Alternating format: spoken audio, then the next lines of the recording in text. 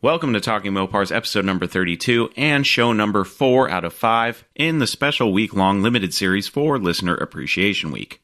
On tap for today, we have Project Car of the Day, High Performance Parts Listener Stories, and we are once again taking a trip to Scat City, and this time, we're going to be riding shotgun with Don White as he tests a 1970 Charger RT. So without further ado, if you are a Mopar enthusiast, then you are in the right place. Don't go anywhere. You're tuned into the best Mopar enthusiast-driven podcast on planet Earth, and I am your host, Chris Albrecht, better known as the Mopar Hunter, and this is Talking Mopars.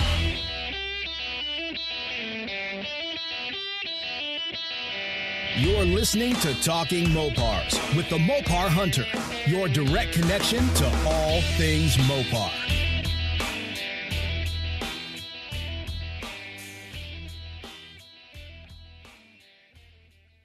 We are back once again celebrating Listener Appreciation Week here at Talking Mopars.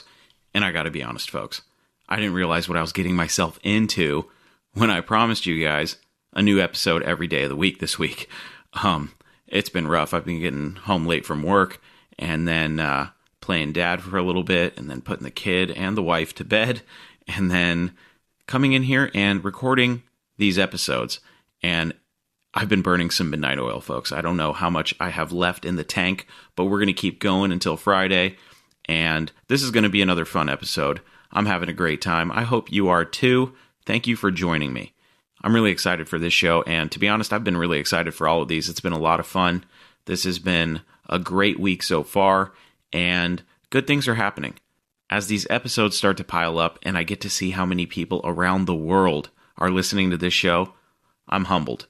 It's amazing when I look at the map and I see how many countries have listened to Talking Mopars and all the stories I've gotten from all over the world. It's so humbling and I really appreciate it. I'm glad to have you guys as listeners. And, this show is all about having fun and talking Mopars. So, I do want to throw this out there. If you have any comments, questions, complaints, suggestions, or concerns, or anything else that you want to talk to me about, you can reach me via email, and my email address is chris@talkingmopars.com, or you can even leave me a voice message at 20928-MOPAR. You can even send your stories to me, and I will share them on the show. I'm just really impressed with the amount of people that have been participating in this show, and, we've got some fun things coming up. I've got more episodes of Direct Connections coming.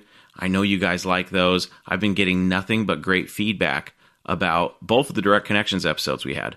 The first episode of Direct Connections was with Chuck and Matt McMurray from HemiPages.com and ReadyChassis.com, and the second one was with Johnny Mopar, my good buddy, and we've got more on the way, so stay tuned for those.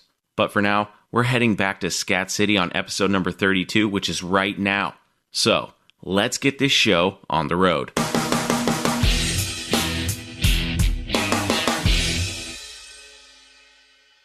As long as I've been running the Mopar Hunter Facebook page since 2015, so we're going on 5 years, I've never been one to price bash. I usually just pick cars that I think are interesting or would make good conversation points. And sometimes I even love watching the controversy and I love seeing the funny comments and whatnot.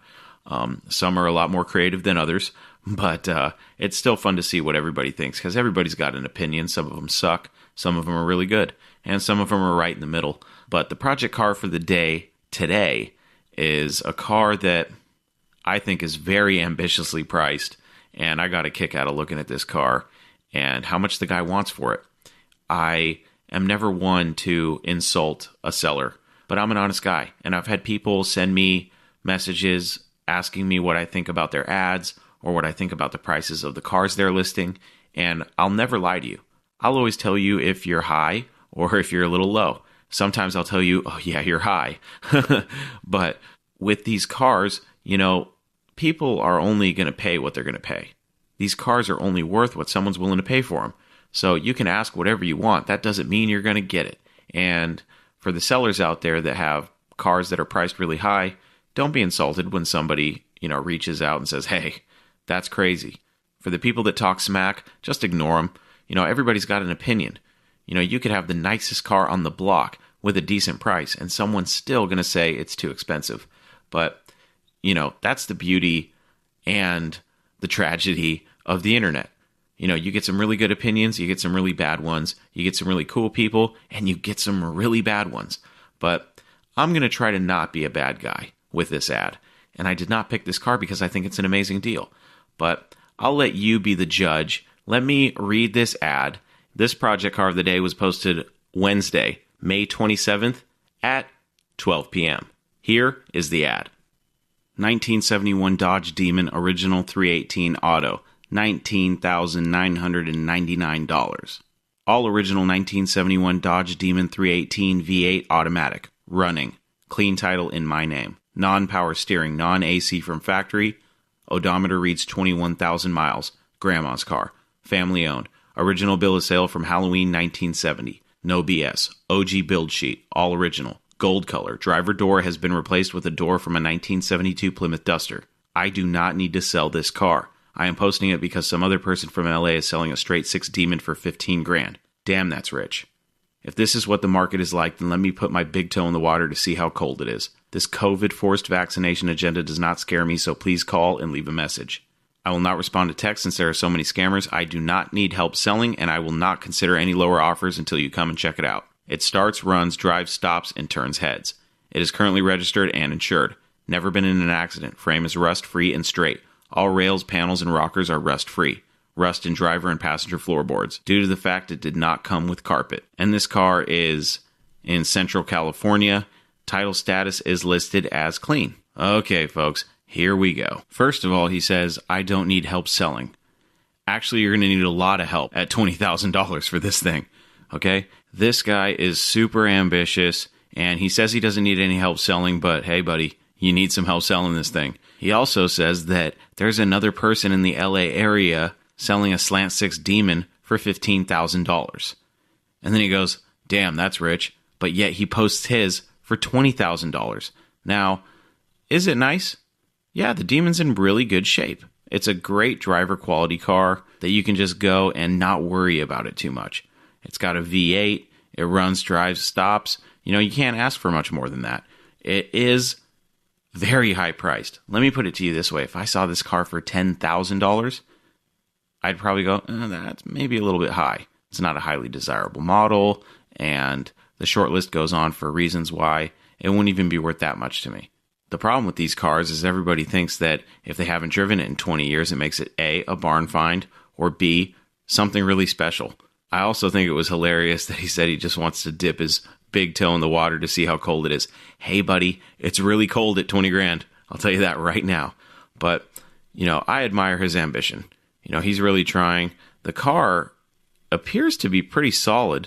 Floorboards aren't that big of a deal. I think it's one of those cars that you just have to look at and kind of enjoy its company while it's still around. And my guess is this one's going to be on the market for quite a while. So, he questions on how crazy the market is based on the price of one other Slant 6 Demon for 15 grand. That is ridiculous. So, that's my opinion. I think the guy really needs to reevaluate his situation and look at that car really close and ask himself, would I pay $20,000 for this car?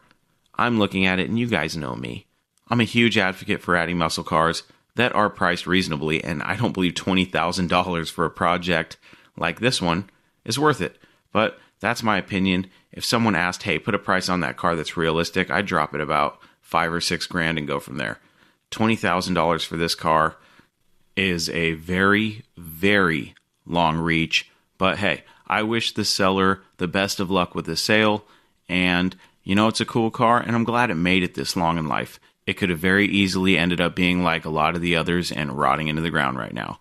That's my opinion about this car. I think he should lower the price. I think he should be a little bit more realistic. Should he sell it for 15 grand? I don't know if it would even sell for that, to be honest.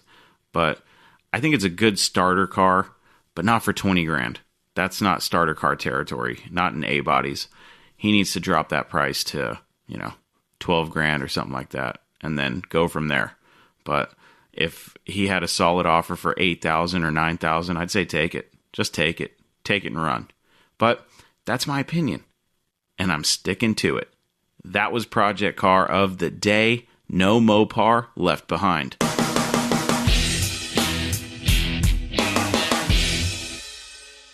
Today's high-performance part is going to be a little bit brief, but it is a 1969 Dodge Coronet 500 painted Y4 gold poly with centerline wheels, featured in the music video for the song Forgot About Dre by Dr. Dre featuring Eminem. In the music video, Eminem is seen driving this Dodge Coronet, pulling into a driveway drunk and hitting a couple garbage cans. He proceeds to throw open the door and then puke his guts out. That's about all I have to say about that. Don't drink and drive, folks. It's not a good idea. Thankfully, this music video was make-believe.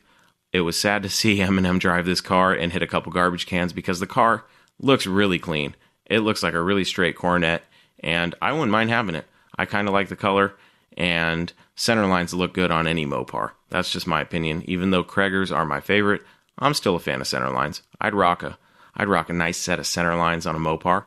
That was high performance parts.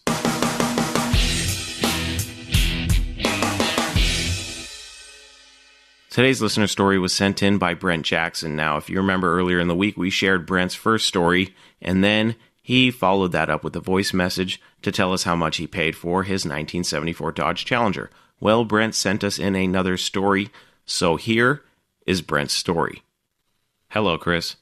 In addition to my 74 Challenger, which did do very well at the car show early March as it placed third in its class, I met Elizabeth when I had the car for a couple months and throughout the months into years of us dating. She had brought up in conversation that she would eventually enjoy a restoration project of her own. She had one stipulation, and so did I. She said it had to be a truck, and I said it had to be a Mopar.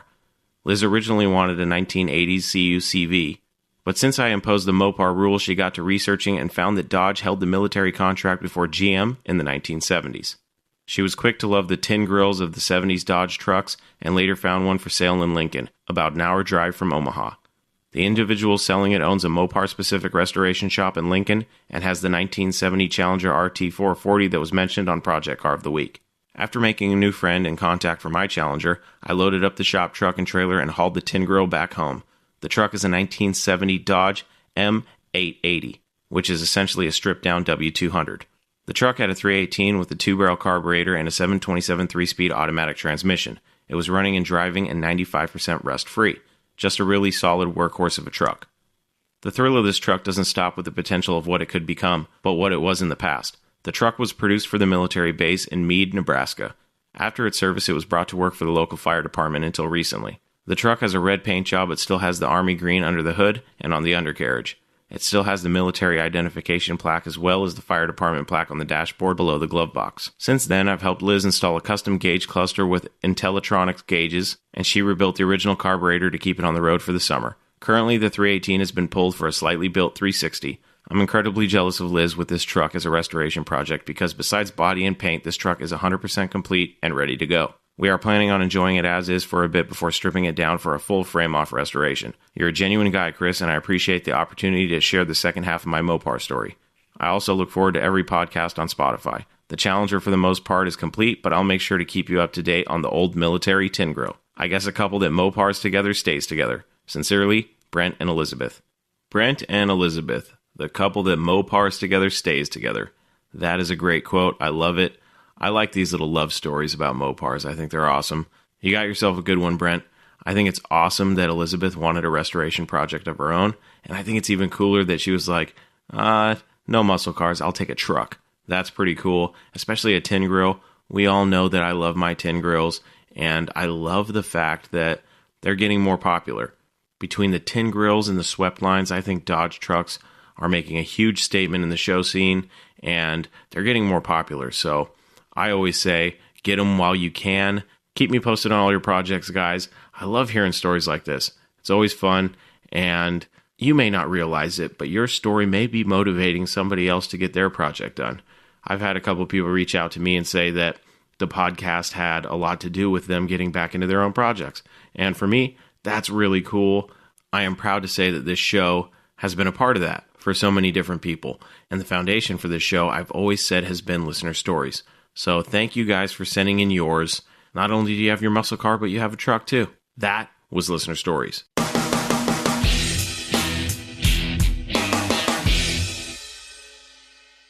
Don White tests Charger RT on the road. Who could ask for more? Don White, Dodge Charger race driver, USAC stock car champ, 1963 and 1967, all-time 39 races stock car winner in USAC history. You know Charger. Every race fan's idea of a real automobile. One that looks good and seemingly drives itself at any speed and has a feeling of complete control. That's Charger RT for 1970, is the optional mechanically adjusted 6-way driver's seat. It works just as good as most power adjustables and makes those long trips between racetracks a whole lot easier. Charger RT is my kind of car. Soft suspension and plenty of backseat room for the crew. I don't do too much drag racing, but at the sanctioned drag strip, I topped 100 in the quarter with my street Charger RT. It was equipped with a 440 Magnum V8 coupled with the TorqueFlite automatic gear changer. Replace that with an optional 440 V8 6-pack, 3 big Hollies on high-rise manifold, or the Hemi 426, and you'll do even better. There's a 4-speed manual Hurst selector available also, the kind I use on my USAC Stalker. Incidentally, Charger RT's TorqueFlite this year has a new stick-shift gate that's as fast and sure and crisp as any manual shifter, but quicker. All in all, Charger RT is one of the greatest buys a true performance-minded guy could find anywhere. As I said, Super B may outdrag it, but what other race cars can offer Charger RT's features? If you gotta go quick, go Charger RT. But remember, do it at the strip. The 1970 Charger RT that Don White test drove had a 440 Magnum V8 pushing out 375 bhp at 4,600 RPM and 480 pound-feet of torque at 3,200 RPM. The Dodge Charger was as much of a beast then as it is now, and the first 4 cars. You have the Dart, the Super B, the Challenger, and now the Charger RT. Join me again tomorrow when we go back to Scat City and we take a little ride with Bobby Isaacs in a wing car. Now leaving Scat City, please come back soon.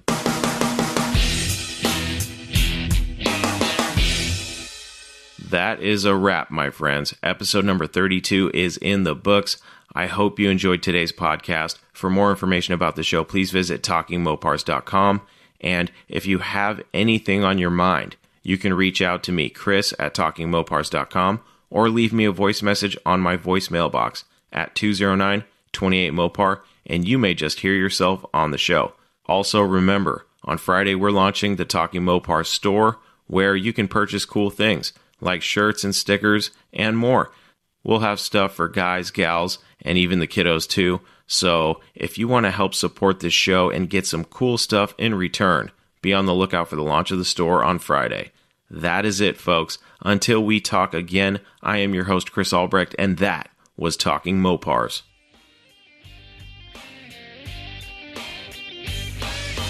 Thank you for listening to Talking Mopars, your direct connection to all things Mopar. Until next time, remember, no Mopar left behind.